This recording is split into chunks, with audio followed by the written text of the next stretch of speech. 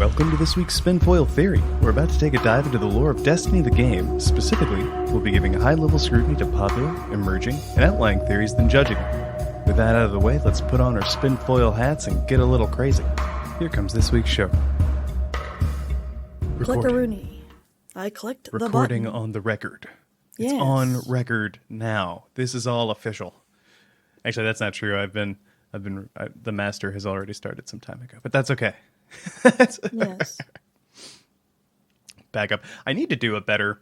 That's still such like a janky kind of a low right master. What I need to do is like some double looping or something. Anyway, that's.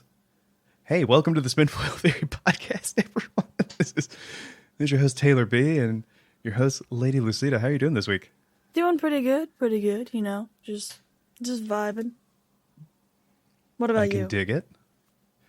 It's been a fun week. You know, everyone has fully. I actually, for anyone who doesn't know from last couple episodes, we had a little bit of a COVID in the house, and Kari got infected just from exposure at her job, and we got tested. We went on lockdown. Like that was our Christmas and all that stuff. This past week, she started testing negative. I never had it the whole time. I'm patting myself on the back for that, and also knocking on wood for I jinx myself. But I was lucky enough to just not contract it the whole time while she was recovering. But now we're past our lockdown. We can go back out into the world again safely. Cool. It's nice. So yeah, that's what's going on over at over here. that's all I got. But then there's some in-game Destiny stuff that has me excited. Did you know that Witch Queen's coming out this year? No way, I did not know. This is brand new information. Yeah. It's not like I literally already have a spot set up for my collector's edition when it arrives to just sit on my shelf behind me. No, I totally don't. I totally don't have a little hive worm sitting on my desk staring at me while I do work. Nope. Absolutely. Yeah, So I'm glad I told you then. Yeah, totally. I did not know. I'm excited. I'm excited. Now that at least at the time of this recording, now that the what was the event? The dawning has concluded. Yes. No more Christmas. No more space Christmas. No more cookies. My favorite thing that they do for that stuff is always there's some like I think I have them all already, but the cookie based emotes. Oh yes, yeah, those are always so funny. I like just raising your cookies up. I always think it's funny that I just like the dotting. It's probably my favorite holiday in Destiny because I just like the snowflakes and it's like all about baking cookies. It's all just super wholesome. It's probably my favorite. I mean, the Crimson Days was my favorite, but then they decided to destroy it. Crimson Days is pretty good. They killed it. Crimson Days was pretty good. They killed it. Like I miss dubs. Because like my hoodie that I always wear was like the Vow hoodie, and it's like my favorite hoodie. I literally live in that hoodie. But now the Vow is gone, and I cry one single tear. But it's fine though. I understand. I'd rather them have like, because there was a lot of events. Because there's the Dawning, there's Festival of the Lost. I guess I'm going backwards. It should be Festival of the Lost, Dawning, Guardian Games, Solstice, Moments of Triumph. Like there's like a lot of events. So I figured I understand. Yeah. And I think Festival of the Lost this year was a lot better than previous years, where it was Infinite Forest but spooky. I mean, I thought the first year that came out, the Spoopy Infinite Forest, I would have agreed with you. It was just kind of like, yeah, it's spooky, but it's Infinite Forest. I thought the way they did it they didn't do it this last year, but the way like the last iteration we got of it, I thought that was actually pretty good. with like the little tweaks that they made. But I totally agree with you. Like, if you already have Infinite Forest, like, what's the point? Yeah, definitely. I definitely like, and then, yeah. I'm wondering if they're going to change Guardian games. Like, personally for me, I don't really like Guardian games very much because it already takes the, I guess, class disparity? Warfare? Like, I don't know what to call it. Like, class rivalry, that's the word. The class rivalries that we have. And amps it up to 11, and it gets kind of mean sometimes. Because when people are like, oh...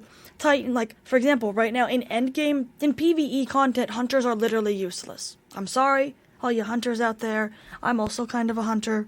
I'm a whatever my team needs me to be, so I can be anything. So, like, right now with Guardian, Particle... formerly known as Hunter Main? Yes, I mean, like, when Witch Queen comes out, I'm gonna do the campaign and everything on my hunter first, because that's just how I am. I love... And it's Hive themed, so, like, I have to be my hunter. My hunter is literally right now... all Hive themed. Like, I'm running the Thorn Armor, the Omni Oculus Ornament. I've got my little Hive Ghost with the Hive runes around it. I got my Hive Sparrow. I got my Hive Ship. I got my Hive Emblem. I got everything. I am all Hivified, and it's awesome.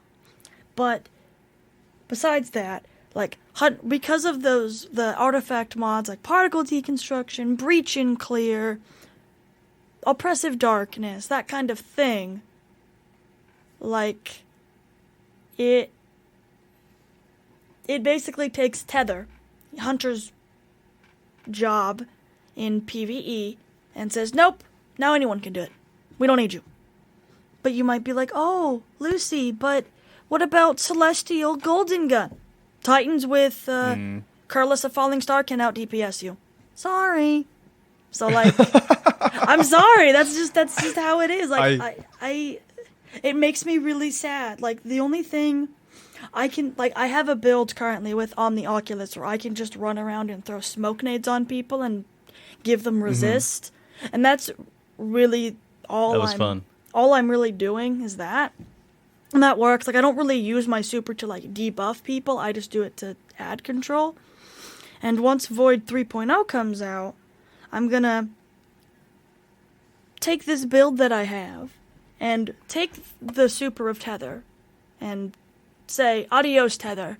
Hello, Spectral Blades.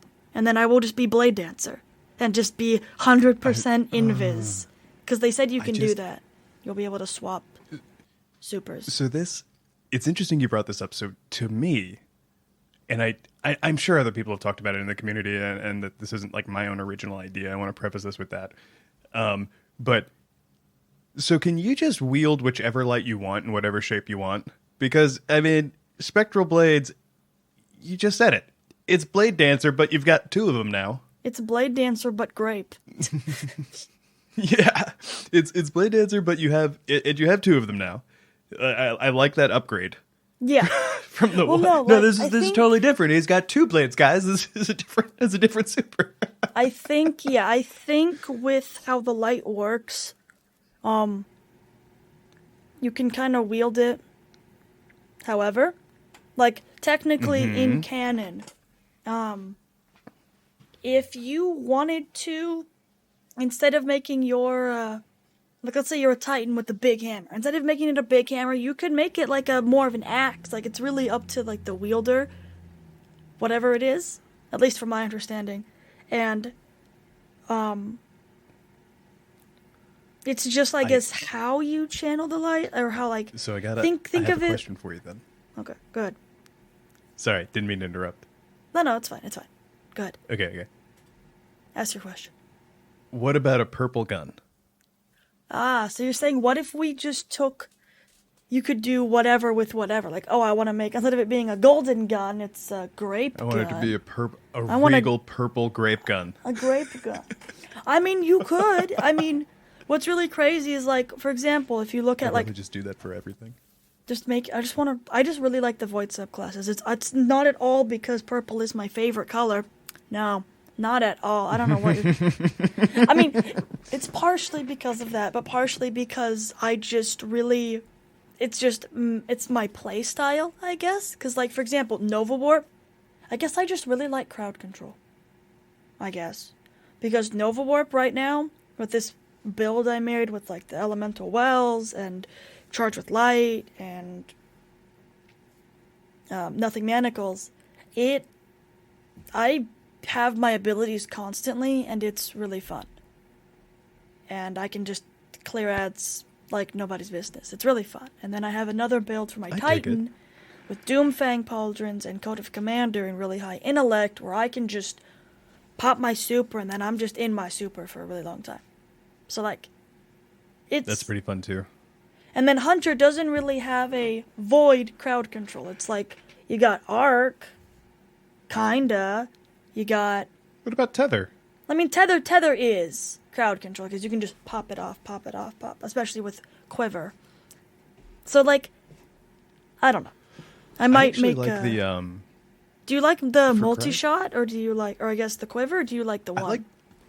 I like the one better, because that one, everyone who gets hit by it takes, like, I can just shoot one and they all take damage. Yeah. So I like that one more, I guess, in general, because like if I'm running it in PvE, it's either by request or like I'm having trouble with ads. Yeah, definitely. No, I normally run I guess not top tree. I guess it is top tree. I don't know. I get them mixed up. I run the one Quiver, the one shot normally, but like right now with my Omni Oculus build, I've just been running multi-tether, and I just use that to just kind of clear a room where I like, because you can see where the enemies spawn, you know, you just shoot one there, shoot one at the other door, shoot one at the other door, shoot one in the middle, and then you got all the bases covered. So it works. I'm just curious to see, because they did say Quiver multi-shot is going to change when Witch Queen comes out. It's not going to be you spam it, it's going to be like you shoot like them all off at once. Oh, interesting. Yeah, it's going to be really weird. I'm kind of to see how like that spread. I'm kind of worried / nervous / hopeful about the Void 3.0 because they haven't said anything. They just had that one TWAB where they kind of give an overview of like, oh, this is how it's going to change. You know, here's an aspect that Warlocks are going to have. Here's an aspect that Hunters are going to have. Here's an aspect that Titans are going to have. Okay, we're done. So I'm just like, can we have like some information? Like, for example, for returning players, are we going to have to regrind all the aspects and fragments and grenades and everything, just like how we had to do with Stasis? Or are we going to... Oh, I bet. You totally will. I don't want to regrind all of the stuff I've already had. Yeah, you're not going to just have it. That's stupid. You're not going to be able to just build it. Well, at least they should give us like what we already have, so that would just be like the grenades and the melee and the super. We wouldn't have the aspects or fragments. That's what I was saying. Yeah, I mean, that's I guess, yeah, I would agree with that. I feel like it's going to be, because remember when you first got Stasis? Mm-hmm. You had to like, it was almost kind of like how D1 was, but not as bad. Where you had to like level up the different parts, and then you got like, oh, like I can throw a grenade now, and like, oh, I can do this. Yeah. I don't know. I just feel like that's just, I don't know, unnecessary. Because like they're literally taking away what we've had, and now we have to get it, reacquire it again. What if they have a story reason for it? I mean, maybe, but I don't know. I don't know, and I'm worried like do some what void stuff and you get zapped. I don't know. I just worry. I guess that's all. 'Cause like I'm running void for the Witch Queen Day 1 raid, so like I'd like to have all my stuff, please. I don't want to have to, like, on top of, you know, getting to the power cap that I need to for the raid, also be like, oh, I don't have my grenades. I don't have my punch. I don't even have my super. Like, I don't know. I just would like some more information. Like, we don't even know what the power cap is going to be. We don't even know when the raid is. I mean, it's most likely going to be March 5th, but... Yeah, that's true. With Witch Queen, it was a week. It was like 11 days after the expansion. So, or not with Witch Queen, sorry, with Beyond Light, it was 11 days after the expansion. But like, I don't know. I just would like some information. And I'm just like, Bungie, please give me information. I need to know so I can plan things. I'm very much of a planner person. Like, I need to have everything not figured out, but at least a general idea of what's going on. Because, like, you know me. Like, I like to just jump into the pool to figure out if it's cold or not. You're ridiculous. No. That's not how we do things here. No, I'm fine. That's fine. Is the pool cold? Hold on. I'm like, is the pool cold? You're like, hold on, I got this. I'm like, oh, I could have just put, instead of doing that, I could have just, put my hand in the pool. Oh, hey, it's cold. No, there's no time for that. No time for that. I see. We came here to enjoy this pool. Same thing with Witch Queen. I'm just diving in. All right. It'll be fun. Yeah, I'm definitely looking forward to it. But speaking of the build up to Witch Queen, yes, we got us a part 2 on some recent. It's almost like recent in-game lore and some current activities. And the more I think about it, Lucy, it's almost like the Bungie 30th was kind of like surprise season, because the amount of, aside from not having like story missions, it's like new activity, new weapons. It's as far as like new stuff in the game, it's almost like a new season's like amount of content. Yeah, basically how a lot of people looked at it is this was basically season 15.5, like a little mini season. Because this season in of itself was really, really long. We still haven't gotten the end mission yet. It's only been since like before, I think it was like October, November-ish when we had the last little story beat. And I joked to my friends that I don't know what the story is anymore. Why haven't we just killed Savathun yet? Hello? We had literally... We're waiting on Mara. Mara, please, hurry up. Mara's like, Guardians, I need your help to kill Savathun. Meanwhile, Guardians on Xur's game show, ooh! Like, they're like, it's just so wacky and crazy.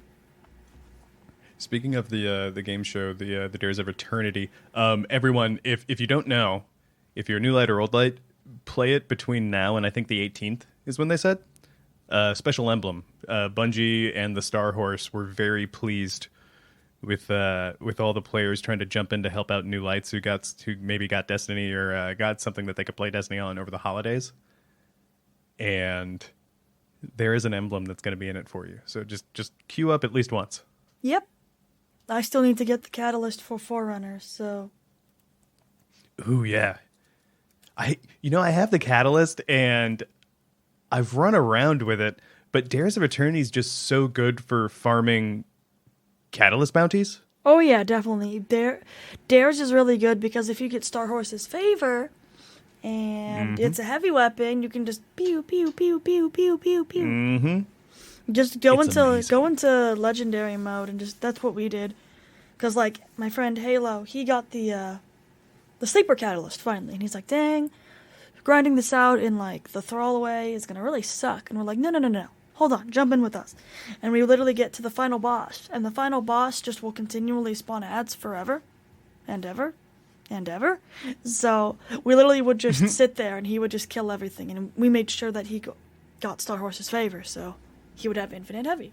So it's a nice trick. It's definitely something I was taking advantage of, and I was just, for the most part, like just queuing up, running through, like just because, as you pointed out, especially if you're doing legendary, it's a set thing. Like, what to guess at the second part. Exactly. You can always have Star Horse's favor. Always have Star Horse's favor. Exactly. Yeah. So that's definitely some super good advice. If anyone out there is like, man, when am I going to get this? Insert heavy weapon here, catalyst. But speaking of Bungie 30th anniversary stuff, this here today, 20 minutes into the recording. 20 minutes later.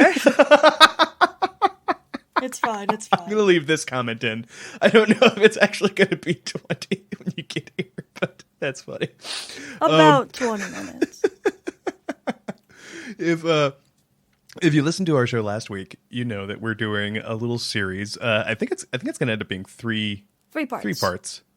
Yeah, I think we have 3 parts planned right now. But a little series on the Grasp of Avarice. That's the dungeon that was released with the Bungie 30th anniversary content. This is, unlike Dares of Eternity, Grasp is a paid content dungeon. So, you'll have to buy the 30th anniversary pack to get access to it if you haven't tried it out already. I think it's totally worth it.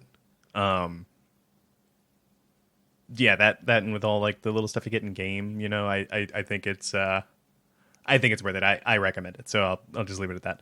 Yeah, I think it's great. I love the dungeon. The dungeon was really funny. Yeah. It's actually my first time through it. My friend Eric, he was taking me through it with Kelsey, and he's like, I'm not going to tell you how to do anything. Figure it out. I am just here to throw healing nades at you. That is my only purpose. And we kept, I saw a plate. I'm like, oh, maybe this does something. Bam! Guardian down. And I'm like, what is this? Booby traps in my dungeon? It's Trevor the Dungeon. Trevor the Dungeon. You are definitely right. And last week we did kind of an intro and a light touch on, if maybe the 9 had something to do with it. And we have some other interesting stuff to talk about as to like who could be behind it. So stay tuned. Definitely follow along in the series. But this week we have one that I think is kind of fun. It reminds me of the Lucy. I don't know if you remember the Dread Pirate Taniks theory, but yeah, definitely. That was before we knew we had confirmed exo status. But the theory this week is if Captain Avarokk is or was part of Taniks Crew. Yeah. Which to me I really hope that means that our matey was RM80 is the name of his little shank that comes out, one of the little mini bosses that you have to fight along with him in the thing, and yeah, it's our matey. Yes, I love all of the play on words. It's all very funny. I think it's great.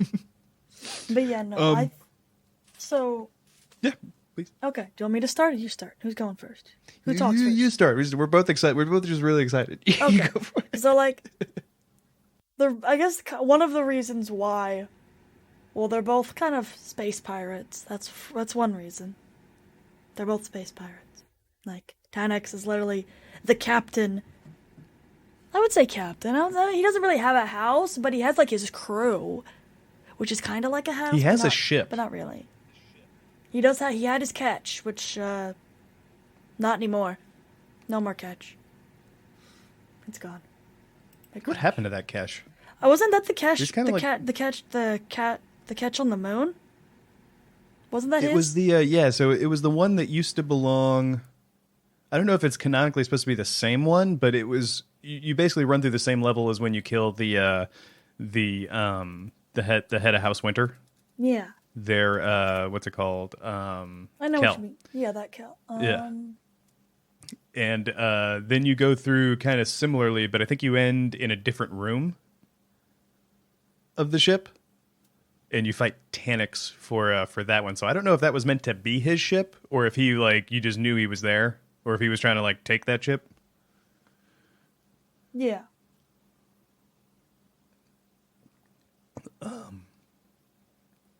I just think it's that funny ship is still on the moon. How did we not do anything with that ship? It is a big, gigantic ship. That ship crashed on the moon. It crashed. If you go into D2 right now, it's now crashed on the moon. I still feel like there would have been something poetic about scavenging the scavenger gigantic ship. Yes. I think that would have been cool.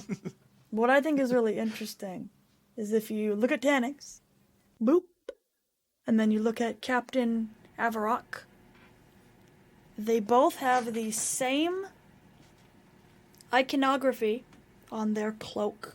It's the same exact symbols. That's kind of where this theory started, is I just looked at the cloak when I was fighting him one time, and I was like, wait a minute. Are they from the same? Because, you see, like, House, I guess in D1, you would see House Devils, and they'd all wear the same symbols to, like, show that, hey, these are all the same guys. Or House Winter would have their symbol, or House of Wolves would have their symbol, and so forth. And we know that Taniks had a crew, but we don't really know what happened to him after he, died, and then died, and then died, and then died. He dies a lot, but he just always comes back. That's what's kind of funny about Taniks. Mm-hmm. And, we don't really know what happened to the rest of his crew after he perished, so it's possible that, Avarokk is now, like, the head guy, the head honcho. I wouldn't say Cal, per se, but... Yeah, because if you... I think that really tracks, because if you think about the last time you see Taniks in D1, which is Rise of Iron, he's Taniks the Perfected. He's all Siva. You don't see him again until Atrax is waking him up. Yep. Is opening that pod. I mean, technically we see him as a nightmare, but that's not really him. That's the darkness messing with us. Yeah. But yeah, something else that's kind of funny is doesn't Taniks have 3 robotic arms, or does he have 4 robotic arms? I think he is. Well, I mean, technically, I guess they ended up all being robotic arms, but I think at first some looked more regular than others. I think it was the lower arms that ended up being like the exposed skeleton and stuff. That I'm looking at, he has 4 robotic arms now. Jesus, bro, get some help. It's really funny. You know how the joke about guardians or zombies, and then you have some of the other ends of the community being like, well, actually they're liches because we hide our death in the ghost. Yes. And I was thinking about this, not to be a super D&D nerd. I think I was talking with the Blue Crew 86 on Twitter about it. But liches retain all their memories. That's like the biggest draw to like getting to be a lich. We don't have our memories, so we're not really liches. Yeah. But you know who does? Taniks. AI. Yeah. Taniks, Clovis Bray. And where do they hide their death? In the Deep Stone Crypt. Curious. But yeah, Taniks has robotic arms too. And so does Avarokk. I think Avarokk also has 4 robotic arms. And also his face is very similar to Skolas's face. Just a little different. Not, it's blue instead of orange, and it doesn't have all of the wires. And he doesn't have the horns, right? Yeah, he has the horns, but they're not like as big. They're like small. I think it's interesting that the Elixni have little horns. I didn't notice that before until I saw Mithrax. I was like, wait a minute, he's got little horns. That's cute. Oh yeah, freaking I have a little over here. I have the little Skolas plushie, and it has the little horns coming out the back.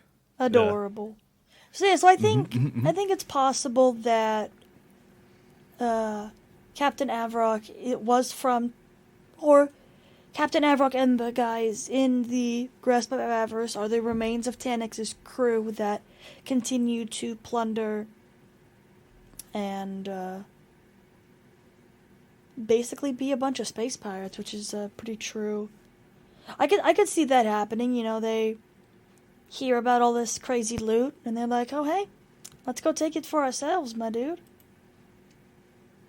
Well, and this could explain because I think canonically they would have been down there. They would have been down there because I think the story in the messages in the bottle, the way as I read them, I think they're meant to take place in D1. Ooh, guys maybe. Looking for the loot cave. He is. That is true. Yeah. Yeah. He's looking for the loot cave. Yeah, I could see that match. So maybe this explains why there was no one to open Taniks' pod. True, yeah, because all of his crew was off doing this stuff. Wrapped up in the Grasp of Avarice. Yeah. and we're just finding it like way later. Mm-hmm. Which could happen. Yeah, because the messages from Wilhelm, he was all like, they basically, because the first message is that Wilhelm sees this vandal go into the loot cave, and he's trying to follow him. So they've at least been down there since Wilhelm was down there now. But I will say this. I think it was either Pershing or Adagar, one of the Wilhelm's fire team members. Mm-hmm. One of them popped a barricade, and that's a D2 thing, so I'm not sure. It might have been a little bit more recently, but I'm not sure. Well, but I guess not to be super pedantic, and I know that's how I'm going to sound, so I'm just going to say sorry in advance. Just because we didn't know how to do it, or like we can't do it, does that mean that Guardians can't do it? True. Because I just think of like there's still. I don't remember where it was confirmed exactly, but there's still Blade Dancers out there. Yeah, there's still the like Guardian the old... is just not one. Yeah, it's just like what the guard. So no, okay, I definitely can see that then. Okay. So I like the gaps that this theory kind of fills in a lot of different areas that you might not have thought about before. The royal you, obviously not you, Lucy. And one thing, we've just gone over some of them. I really enjoy that it fills that potential thing of like, why was Taniks locked in that pod? Like, we haven't seen him like we thought we had, but we hadn't actually seen him since D1. And then you have why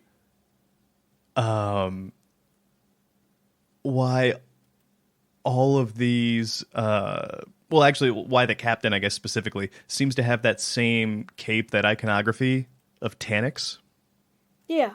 Cloak. And then, to your point, they're all about being, how can I say this?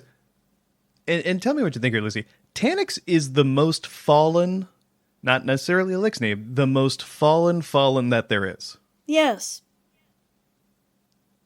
I can definitely see that. He doesn't believe in tradition. He is all about like the bounty hunting and the piracy and the fuck you, this is mine now. Pretty much. Mm-hmm. And so I say that these guys who got trapped in sort of a loop of endless greed, like they can't escape. They're always going to want more. Once they're in there, it's unless they figure out how to get the greed out of them. It's kind of like the same thing that happened to Wilhelm. They're just like, ooh, shiny. We could just keep being here, keep finding more stuff. Mm-hmm. I can just go a little further. I've got so much cool stuff. What I love about the messages in a bottle is it really illustrates that it's not actually about the stuff. It's about hoarding. It's about greed. Because he never once thinks about like, well, if I keep going deeper, how am I going to get out to use this stuff? It's all about, yeah, definitely. Right? And he's I love You know what made me think was funny when he starts using his fire team as mules? Oh, yeah. I feel like, especially in D1, when like vault space was really low and all this stuff, you'd end up having a character who is just a mule, like you exist to hold stuff. Pretty much. So you could expand your inventory. So, that's a funny one for me. How about you, Lizzie? What are some of your thoughts about the connections? Because like I really think, one, it as I've been trying to say, it fleshes stuff out. But two, it's kind of neat that it's just its own little story. Like it's not Yeah. part of like the overarching story that's happening in Destiny right now, which I kind of missed from a lot of the other content. I missed like the one-off adventures that you used to get a lot more of. Yeah, I definitely like this kind of self-contained story. I think they said going forward with the dungeons that are coming out, because you have to buy them separately they're not attached to the seasons. So I think we'll have more of these little like self-contained stories like this in Witch Queen, which I'm really excited. Yay. But so here's the thing about Avarokk, Captain Avarokk. So, there's also the possibility that Taniks Crew was dissolved or dead. Possible. Because I don't think he had any buddies after I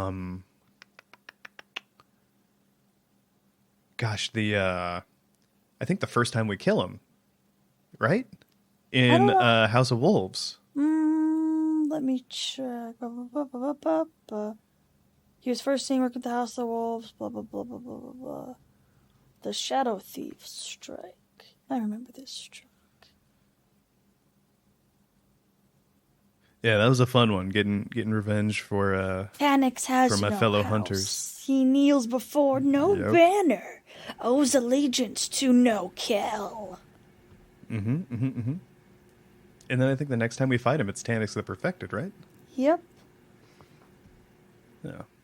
So when he's Taniks the Perfected, gosh, that's not even part of a strike. He's like something you can randomly find, right? No, that's Randall the Perfected. No, there's basically Shadow Thief and then Shadow Thief Redux 2.0, and it's like backwards or something? It's like different. You don't start at the same spot. But those weren't his guys. Like that was the Devil Splicers. Yes, that was in the Devil Splicers. There's one. So just putting this out there is something to think about while we mull over this idea that he was part of Taniks Crew. I mean, in the actual strike, there were like Fallen you were fighting. I need to go redo the strike and see like what house they were, if any. I think they might have been House Wolves, maybe. Yeah, looking at it, they're probably House Wolves, because that's who he's working with. But it wouldn't surprise me if he had like an actual crew, though. Oh yeah. Because like he can't just do everything by himself. Well, I think he could, but I don't know. It's kind of like a Boba Fett kind of. I mean, killer. Look at Boba Fett if now. Boba Fett was also a Terminator. Yes, this is Boba Fett Terminator. I'm sorry, you were saying? Well, I was just saying, look at Boba Fett now. Boba Fett is now, he has friends. He's got the Tusken Raiders. Yeah, he's a cool dude. Sorry, we need to do like a Mando Boba Fett episode. Well, we can do special. that as a next special. Okay, I'm excited. I'm excited. I'm excited. I won't take us on the Star Wars tangent now, I promise. Okay, so I mean, is it, now that you mention it though, did Taniks, is he ever shown with a crew?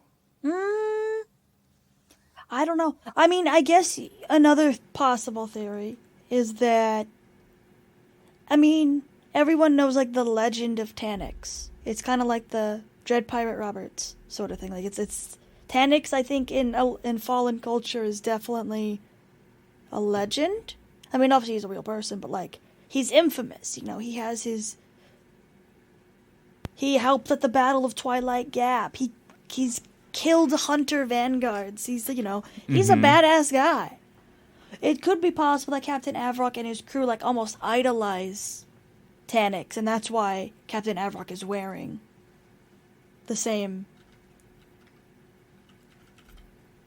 cloak, tartan, yeah.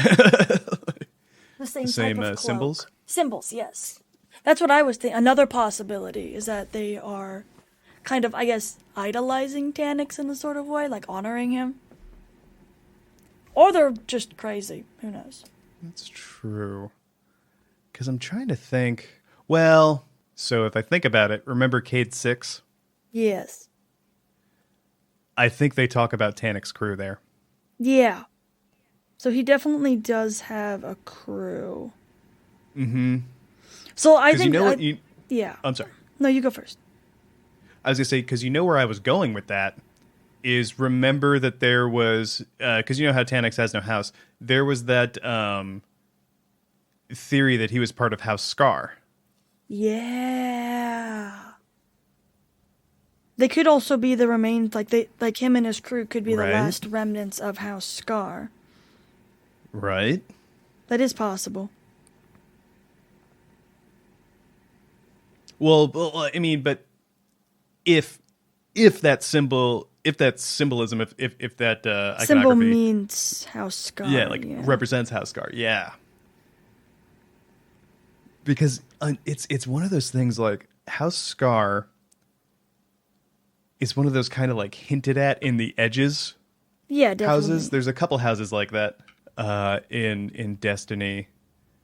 Yeah, there's House Scar. So, there was House Rain, but House Rain now has been showed up in... And Stone. Stone, yes, Stone. Yeah, Stone was one. And I think we actually have to think about this because we've been calling them fallen houses, and I think there is a difference. Stone would be an Elixni house because those quotes are from the while the whirlwind is happening, and they're not the fallen yet. Definitely. Yeah. So House Scar, for anyone who doesn't know, is like one of these fringe houses that's mentioned by Avarice, and it's one that actually came in conflict with House Winter right after the whirlwind. So I'm guessing they fought over some resources. Wouldn't surprise me. Well, what's interesting to me is that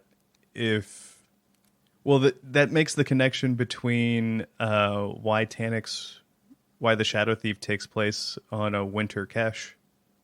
Definitely. Maybe he had some personal reasons to go see what they'd kept from their long journey. Because actually, that's something I don't think anyone ever talks about. What if Taniks has no house because they're all gone? Yeah, that's kind of sad. I mean, he's also a ruthless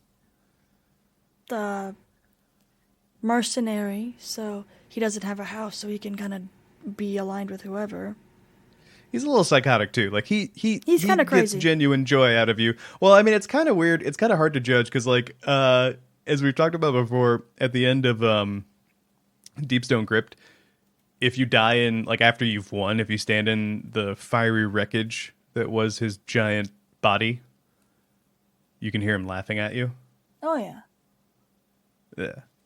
And so I'm just like, well, that's a little psychotic, but then at the same time, we laugh at guardian deaths all the time because it's not permanent. Yes, we laugh all the time.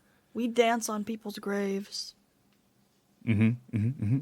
Like, literally. There might not even be time for a grave. Then we might just start dancing on the body. Yes, exactly. We just start dancing, do flips on our sparrow. Like, that's literally canon. Which is so funny. And then the only other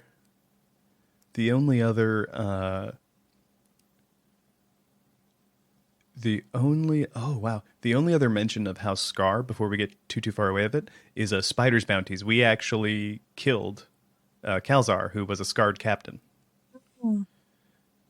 And that's more of like an allusion to House Scar. Do you know what I mean?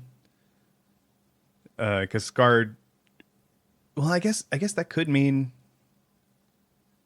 Yeah, that could be a reference to the house itself. I'm not sure, but if you go look at him, he's got those horns coming out of his upper back, lower neck, like Skolas did. Yeah, that's true. With that's a head true. sort of more similar to Mithrax. So that's another interesting one. So I am a little torn now. Because there was 100% a Taniks crew. Yes, Well, for sure. well, here's one though. Like, wouldn't it make sense for his crew to be made up, at least in part, with the other remnants of his house? Yeah.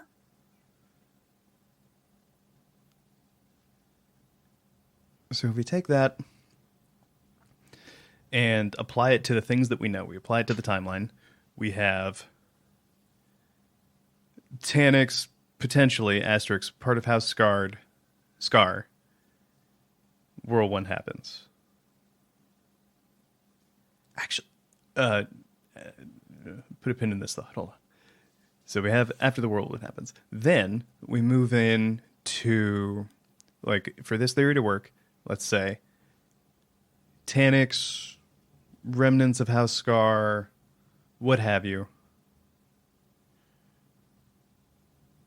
They made it out with Akesh, and they head to Earth. Or they start chasing the Traveler and pillaging everything they can along the way. Lead up to some of the prequel stories to before, when even like the oldest of the Guardians could have been rezzed in D1. Yeah, definitely. Taniks has killed a number of hunters. He's killed a hunter vanguard. He's been killed by Cade. And then leading up to him getting killed once again by the Guardian. Mm-hmm. Taniks, then, when that signal goes back to what ended up being the Deep Stone Crypt, would need his crew there to either start the process or open the pod. Yeah. I wonder if any remains of his crew joined House Salvation when House Salvation... I wonder how much common knowledge it was that they could bring Taniks back. Because, like, if you're just, like, in your crew, you know, you're basically, your captain of your ship is dead. It's been a rough time. You keep getting your butt kicked by the enemy, the Guardians. And then these guys say, hey, we can bring him back. I'd be like, all right, you guys are my new best friends. High five. We'll do whatever. We'll do whatever you guys. We'll help. We'll help you guys out. We're doing it live. Yeah. I like that too. Because the next step would be Taniks works with House of Wolves. Guardian kills him. Taniks resurrected. House Devils finds Siva, becomes the Devil Splicers, or the Devil Splicers like take over House Devils. I think there was some like uproar in that too. And then Taniks shows up as Taniks the Perfected. You don't really see his crew in that fight, but that's fine. Maybe they don't want to. They're like, oh, well, you want to do the Siva. Like, it's like you get do-overs, we don't, so go for it. Yes. Gets killed. His crew then, if these guys are that crew, go find the loot cave, get attracted to the loot cave somehow. Basically get trapped in there. Gets swallowed by greed. To the Guardian, to everyone else, Taniks is inactive. Taniks is dead. No one knows where he is. He's like, stayed dead that time. Yeah. House Salvation gets the Touch of Darkness, finds the Deep Stone Crypt, learns how to operate the Deep Stone Crypt. I think it's through the influence of the darkness, but still, like they make Alcahest. Yes. Can make their own exos. Wake up Taniks, who I guess has been waiting in his pod this whole time. Yeah. Or actually, you know what's fucked about that is we could have killed a Taniks. That could just be an earlier backup. Possibly. Which it brings in this whole remember Altered Carbon? It brings in that whole like sleeving mentality. Which so does Atrax. As many copies of themselves as they make. Oofed. But Yeah, so that timeline, if they were swallowed in, because one thing that you notice in Wilhelm, like the whole time, like he's never talking about like there should be radiation here, or like this area has been cordoned off by the Vanguard. Like there's no mention of any of that stuff, and that's why we couldn't go back to the Cosmodrome when D1 first came out. For anyone who doesn't know, Or D2, yeah. Or D2, sorry, yeah. So with that in mind, I think that timeline tracks. I think it does, yeah. We just Yeah, solved I think everything. My God. Well, it like what I like about this theory and theories like this, and Lucy, I think you know this about me, but like for anyone listening, my favorite theories are the ones that answer questions without changing other things that you know. Mm-hmm. Like the facts that you know and these new ideas working together always make the strongest theories in my view. Oh yeah, no, definitely. Yeah. Like when they're in contrast, or like when something has to be, those can be great and those can be true, but it's just a little harder to accept at least when you first hear it, when you're first like considering it. This one checks that box. It's completely reasonable. It doesn't change any other fact that you know, and it raises more questions, but they're the right kind of questions. It's that would you like to know more button in Starship Troopers? Yeah. So yeah, I think it's pretty solid. Like, how about you? I mean, I know you like this theory, but like, I'm just curious. Like, what are your thoughts? I think it works pretty good. It definitely answers a lot of questions of like, how did... Because we do know Taniks has like a crew. What happened to them? Did they become sea-verified? Did they... We're like, that's a little too crazy for me, man. You go drink that Kool-Aid. We're gonna go back to being pirates. We don't really care. We're just we'll wait at the car. We'll wait in the car. You have fun talking with your friend, Mom. We're gonna go.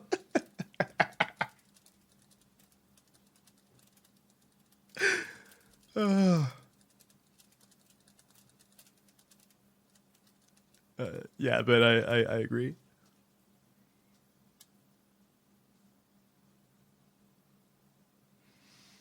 Okay. I think with this one, I think I might be ready to move into to some scoring. Were there any other angles that we ought to consider? No, I think we got everything. Nice. All right. Let's move into some scoring then. Would you like to go first, or would you like me to go first? I can go first, I guess. I'm gonna give it 60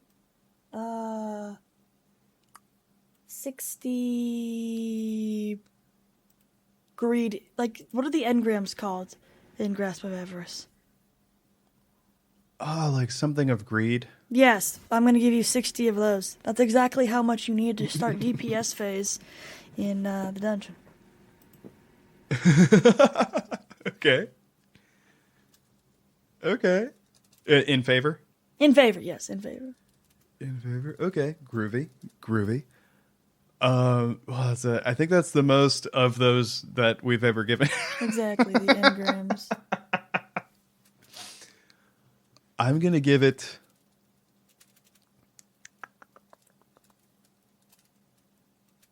I'm gonna give it. Like, I'm going to use a slightly different unit of measurement than I think I've done before. I'm going to give it, because what was the gap between Taniks sightings? Like 3-4 years? Yes, I think so. I'm going to give it 4 years of no Taniks. 4 years of no Taniks. Yeah, in favor of of Taniks.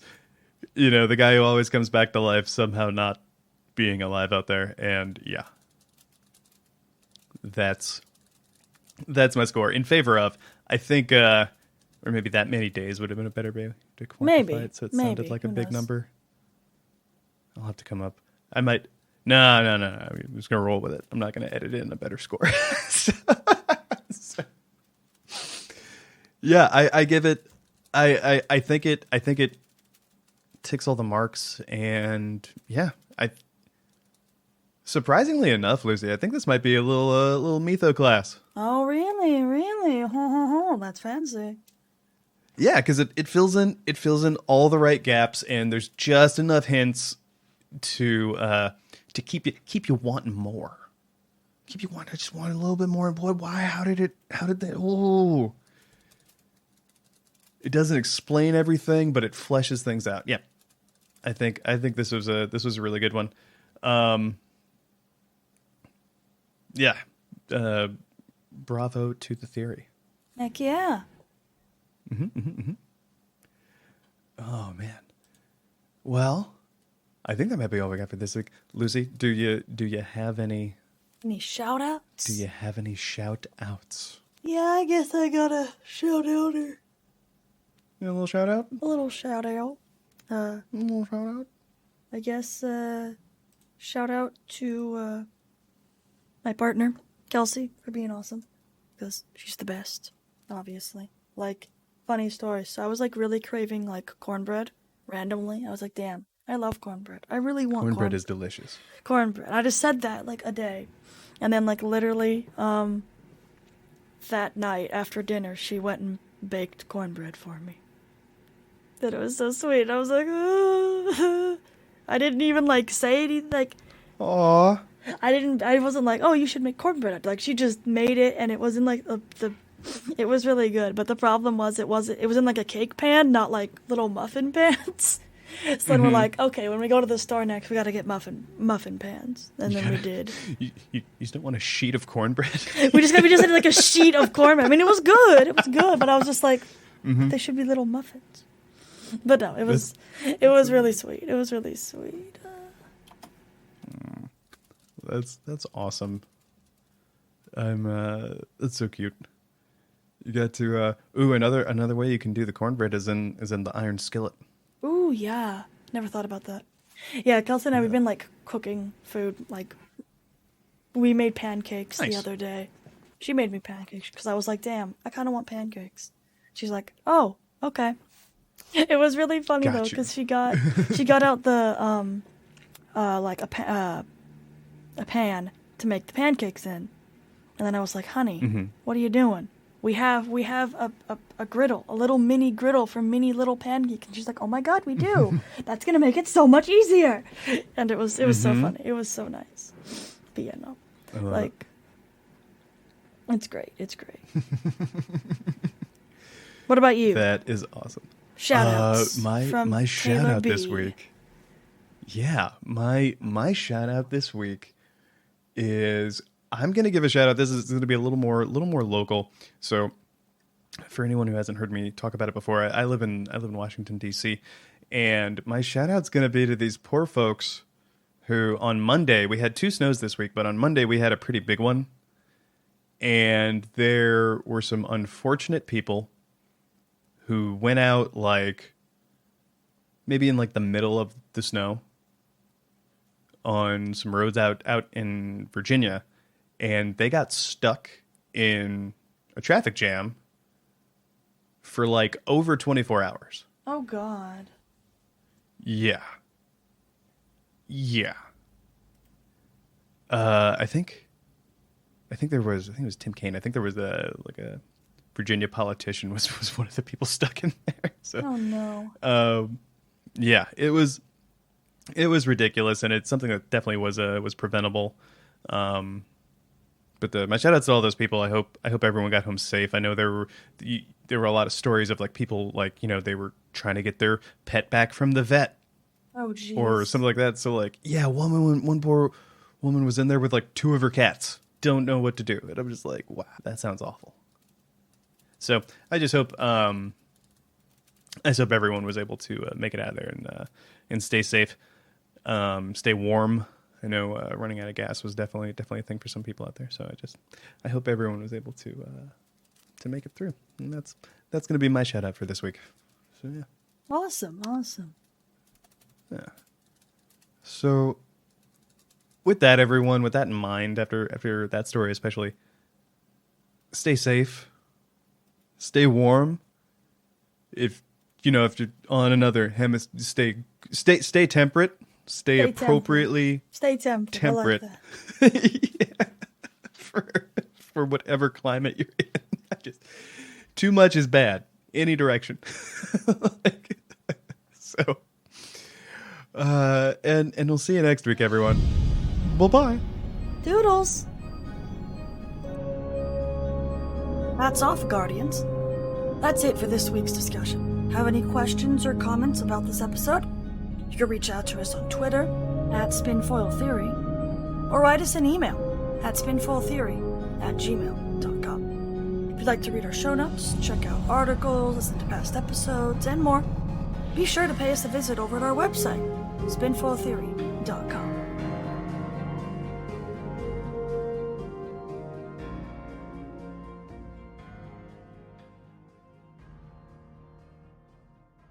The Lore Network.